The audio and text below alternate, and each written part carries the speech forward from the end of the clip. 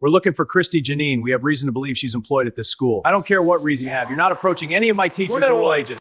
The standoff happened at 2:32 p.m. on a Thursday afternoon in the main corridor of Harmon Collegiate Academy in Detroit, Michigan.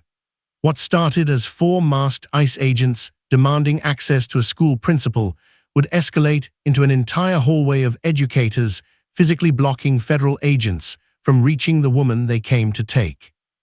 A stunning confrontation captured on school security cameras, timestamped 14/32/15, October 26, 2023, that would go viral within hours of the building going into lockdown, and a federal lawsuit that would ultimately award Christy and her staff $19.4 million while exposing the reckless, unconstitutional machinery behind a warrantless raid on a protected school zone. If you're ready to watch a system held fully accountable, like this video and drop a comment telling me where you're watching from. And if this is your first time here, hit that subscribe button right now because you will not want to miss tomorrow's story. Let me know in the comments if you're with me. Christy was 41 years old. She was the principal of Harmon Collegiate Academy, and not just any principal. She was the first black woman to hold that title in the school's 60-year history. Detroit-born, third-generation educator, the granddaughter of a woman who taught reading in the same city during desegregation, the daughter of a man who coached high school track for 31 years without missing a single meet. Education wasn't Christy's career, it was her inheritance. She had come up through the district the hard way: substitute teacher, classroom instructor, assistant principal, acting principal during a leadership crisis no one else wanted to manage. And when they finally gave her the keys to Harmon Collegiate on a permanent basis, she didn't celebrate, she got to work.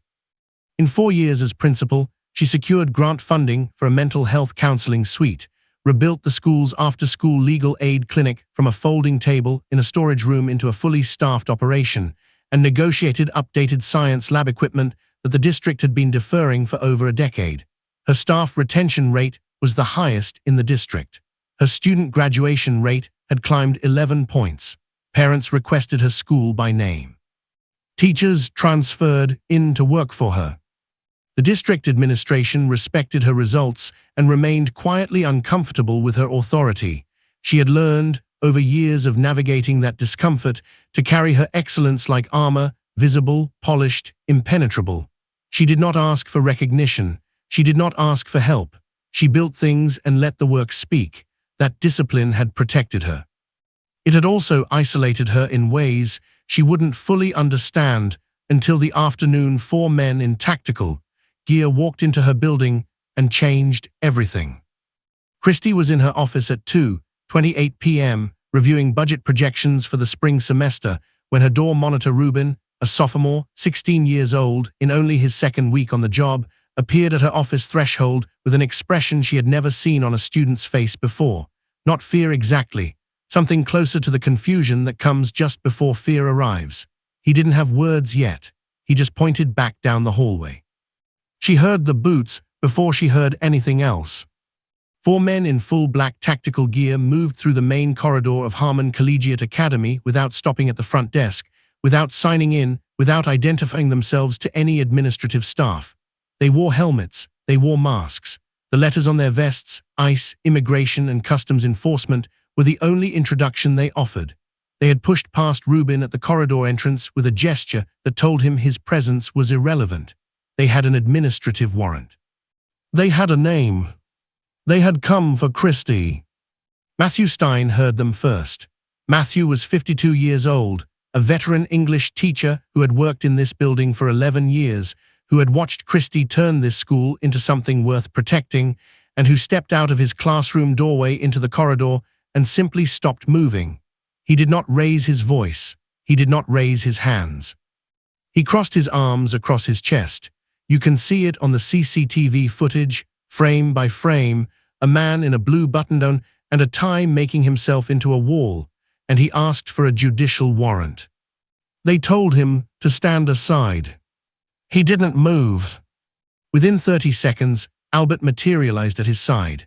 Albert was Harmon Collegiate's lead security officer, former Detroit police detective, 22 years on the force before he retired and took this job because someone had to do it right. He had recognized the posture of those agents the moment he saw them on the corridor camera. He knew what it meant when men moved like that in a building that wasn't a crime scene. He moved into position next to Matthew without a word between them. And then, from adjacent classrooms down the hall, the rest of the staff began to appear. A math teacher, 2 women from the administrative office, the school librarian, staff members who had heard something wrong in the quality of the silence and stepped out to find its source. They lined the corridor wall. You can see them in the footage, a row of women standing completely still, not blocking, not threatening, simply present, and the hallway of Harmon Collegiate Academy became something it had never needed to be before. A line. Inside her office, Christie's assistant was already on the phone with the district legal office. She was begging Christie to stay behind the door. Christie was already reaching for her navy blazer, the one she wore every Thursday, and putting it on. She had built this school, she had built these people, and 4 men in masks were standing in her hallway acting as if none of that was real. She opened the door and walked out. Christie had never wanted to be the first. She had wanted to be the principal, to run the building, protect the students, build something that lasted. The first black woman in 60 years designation was the district's language, not hers. She wore it anyway because someone had to, and because the alternative was pretending the 60 years hadn't happened. She had come up through Detroit public schools the way most people come up through hard things, by refusing to stop. Substitute teacher at 23, full classroom at 25, assistant principal at 31, handed a school in quiet crisis and told, with the particular vagueness institutions use when they don't want to be held to anything, to stabilize things. She stabilized things. They gave her Harmon Collegiate 4 years later and watched, with the careful neutrality of people waiting to be surprised, to see what she would do with it. What she did was rebuild it from the inside out. The mental health counseling suite on the 2nd floor, that was Christie. 3 grant applications over 2 years, written after hours, submitted without announcement, approved on the 3rd try. The after-school legal aid clinic, which had started as a folding table in a storage closet staffed by 1 volunteer attorney, was now a fully operational program serving 40 families a semester. The science lab equipment the district had deferred for 11 years arrived on a Tuesday morning in September, 18 months after Christie began making phone calls that no one returned until she made enough of them that ignoring her became more work than answering. Her staff didn't leave. In a district where teacher turnover ran close to 30% annually, Harmon Collegiate held. They stayed because of her, because she knew their names, fought for their resources, and never once asked them to absorb a problem she wasn't absorbing herself. The district administrators respected her outcomes. They remained, in the careful, plausibly deniable way of institutions, uncertain about her. She had learned not to wait for their certainty. She had learned to build anyway. That was the woman 4 masked agents came for on a Thursday afternoon in October. October 26th had been an ordinary Thursday up until the moment it wasn't. Morning had moved the way Thursday mornings move in a well-run school, attendance taken, lessons underway, the particular low hum of a building where people know what they're doing and why. Christie had been in back-to-back meetings until noon, reviewed 2 staff performance evaluations after lunch, and was at her desk by 2:15 working through budget projections for the spring semester. The kind of afternoon work that never makes it onto any official record of what a principal actually does. Reuben had been at his post near the main corridor entrance since the start of 6th period. He was 16 years old and in his 2nd week as hall monitor, a role he had taken seriously enough to iron his shirt that morning, seriously enough to memorize the visitor sign-in procedure, seriously enough that when 4 men in full black tactical gear came through the corridor entrance at 2:28 p.m. without stopping, without signing in, without making eye contact with him at any point, his first instinct was to do exactly what he had been trained to do. He stepped forward and asked if he could help them. One agent held up a document, administrative warrant. The gesture lasted less than 2 seconds, Not long enough for Rubin to read anything on it, not long enough for him to ask a follow-up question, and then all four men were past him, moving down the main corridor with the particular momentum of people who have decided in advance that nothing in their path is going to stop them. Rubin stood in the corridor and watched them go. Then he turned and went to find Christie. He didn't know that the building's CCTV system had already logged the entry.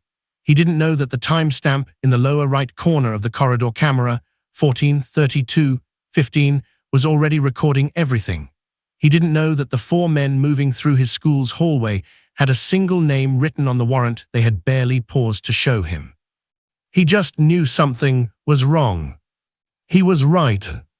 Matthew Stein had been teaching English at Harmon Collegiate for 11 years. He had worked through budget cuts and administrative reshuffles and the particular institutional exhaustion that accumulates in underfunded public schools over time. He had watched 3 principals come and go before Christie arrived and turned the building into something he was proud to work in. He was not, by his own description, a confrontational man. He gave his students extensions when they needed them. He brought his own coffee. He stayed out of faculty politics. He heard the boots in the corridor from inside his classroom and stepped out to see what was happening. What he saw was 4 armed, masked federal agents moving with purpose toward the administrative wing, toward Christie's office, and not a single piece of paper in their hands that looked like a judicial warrant. He knew the difference. Albert had run a staff training on exactly that distinction 8 months earlier, after a neighboring district had a compliance incident that made the local news. Matthew had sat in the 3rd row and taken notes, because that was what he did. He stepped into the corridor and stopped moving. He didn't shout, he didn't gesture. He crossed his arms across his chest and stood in the hallway and asked, in the voice he used when a student was about to make a decision they couldn't take back, whether they had a judicial warrant. They told him to stand aside. He didn't move. Albert appeared within 60 seconds, not hurrying, not announcing himself, simply arriving at Matthew's side with the quiet certainty of a man who had spent 22 years reading situations and knew exactly what this one was. Former Detroit police detective, lead security officer, a person who understood at a level that was almost physical the difference between authority and the performance of authority. He said nothing, he stood. And then the hallway began to fill. From adjacent classrooms, from the administrative office, from the direction of the library, staff members stepped out and moved toward the corridor. No coordination, no signal, no rehearsal. They lined the wall between the agents and Christie's door, and they stood completely still. A school deciding, without a word spoken, what it was. Her assistant had the district legal office on hold, and tears starting at the corners of her eyes, and both hands pressed flat on her desk, like she was trying to keep it from rising. She told Christie to stay in the office. She said it twice. She said the lawyers were coming, that Matthew and Albert were already out there, that there was no reason for Christie to walk into that hallway when other people were already holding the line. Christie put on her navy blazer, the one she wore every Thursday, the one that had been to every difficult meeting, every budget hearing, every conversation where she had needed to walk in looking like someone who could not be moved, and she opened the door. She walked into her own hallway. She introduced herself to the agents the way she introduced herself to everyone who came into her building with authority they hadn't earned, yet clearly, without apology, with the full weight of her title. She was the principal of Harmon Collegiate Academy. This was her school. She needed to see a judicial warrant before anyone took another step. The lead agent told her to come quietly. She said no. What followed was 7 minutes and 43 seconds that the CCTV camera recorded in full. Christie standing in her corridor, staff behind her, agents in front of her, asking the same question in different forms and receiving the same non-answer each time. The agents cited their administrative warrant. Christie cited the constitutional threshold for detention. They told her she was making this harder than it needed to be. She told them she was making it exactly as hard as the law required. The agents radioed for authorization. The corridor went quiet enough that the radio static was audible on the footage. Whoever was on the other end of that transmission did not tell them to stand down, did not tell them to leave, did not tell them anything that resolved the situation or gave anyone in that hallway a reason to move. So no one moved. Christie stood in the building she had rebuilt from the inside out, and she did not move either. The timestamp reads 14:39:58 when the agent's hand moves to his belt. There is no warning, no final verbal command, no moment where the footage suggests anyone on the staff side of that hallway had changed their posture or raised their voice or given the agents anything that looked like provocation. Matthew's arms are still crossed. Albert is still standing. Christie is still facing forward. The staff members lining the wall are still completely still. And then the canister comes up. What follows is 11 seconds. 11 seconds that will be subpoenaed, time-stamped, frame advanced, and played on a screen large enough to read every face in a federal courtroom. 11 seconds that will appear on cable news before midnight, in congressional testimony before spring, in legal textbooks within 3 years, as a documented case study in unconstitutional enforcement inside a protected educational zone. 8 people go down: Christie, Matthew, Albert, Reuben, 16 years old, second week on the job, standing in a hallway he had no legal obligation to be in and every human reason to be in, and 4 female staff members whose names the initial news reports will get wrong and the federal complaint will get exactly right. The corridor fills. The sounds on the audio track are not dramatic. They are worse than dramatic. They are the sounds of people who didn't expect this. Behind classroom doors up and down the hallway, students press their faces against the narrow glass panels. One student, in a classroom directly adjacent to the standoff, holds a phone to the window and films. That footage, shaky, shot through wire-reinforced glass, capturing the corridor from an angle the CCTV doesn't reach, will become the third video angle entered into evidence. 3 cameras, 11 seconds, documented from every direction. The agents leave the building without making a single arrest. They came with a warrant and a name and the full tactical apparatus of federal enforcement, and they left with nothing except the knowledge that everything they had done was on record. 8 ambulances arrive at Harmon Collegiate Academy at 2:47 p.m. The school goes into lockdown. Someone is already pulling the CCTV clip. The clip was 47 seconds long. It began with the corridor already tense, Matthew and Albert in position, staff lining the wall, Christie standing at the center, and it ended 11 seconds after the canister came up. Whoever pulled it from the building's security system and posted it at 4:18 p.m. added no caption, no context, no explanation. They didn't need to. By 6 p.m., it was everywhere. Educator networks shared it with the kind of velocity that only happens when something confirms a fear people have been carrying quietly for a long time. Immigrant rights coalitions posted it alongside legal breakdowns of school zone protections. Civil liberties organizations issued statements before their communications teams had finished drafting them. The headline that attached itself to the story and refused to let go was simple and exact. ICE agents pepper spray school staff protecting black principal. 7 words that did not require embellishment because the footage was right there, 47 seconds, timestamp intact, 3 cameras worth of evidence that no one could talk their way around. At midnight, 40 million views. By morning, it was on every major network. Legislators issued demands for immediate investigation. 2 sitting members of Congress called for the agents to be identified and suspended pending review. Former ICE officials appeared on cable news to explain, with carefully calibrated discomfort, that this was not standard procedure, that they could not speak to the specifics of the operation, that there were processes in place precisely to prevent this kind of outcome. The processes had not prevented this outcome. In a hospital room on the 4th floor of Detroit Receiving, Christie watched the 47 seconds on a tablet that Susanna Frieda had brought along with a notepad and 3 sharpened pencils. Because Susanna Frieda was an immigration attorney who had learned long ago that the first hours after an incident were the ones that shaped everything that came after. Christie watched the footage once.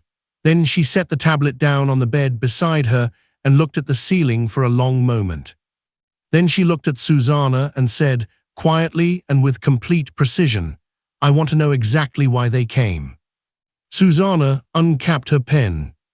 Susanna Frieda had been an immigration attorney for 19 years. She had seen database errors before, wrong spellings, transposed numbers, outdated entries that hadn't been cleared after a case closed. She had learned not to assume malice when the system was fully capable of producing devastation through pure negligence. She pulled every federal record attached to Christie's name within 48 hours of sitting in that hospital room, and what she found stopped her in a way that very few things in 19 years had managed to do. There was nothing.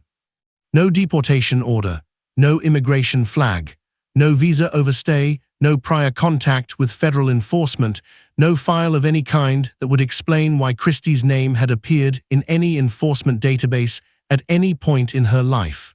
Christie was Detroit-born.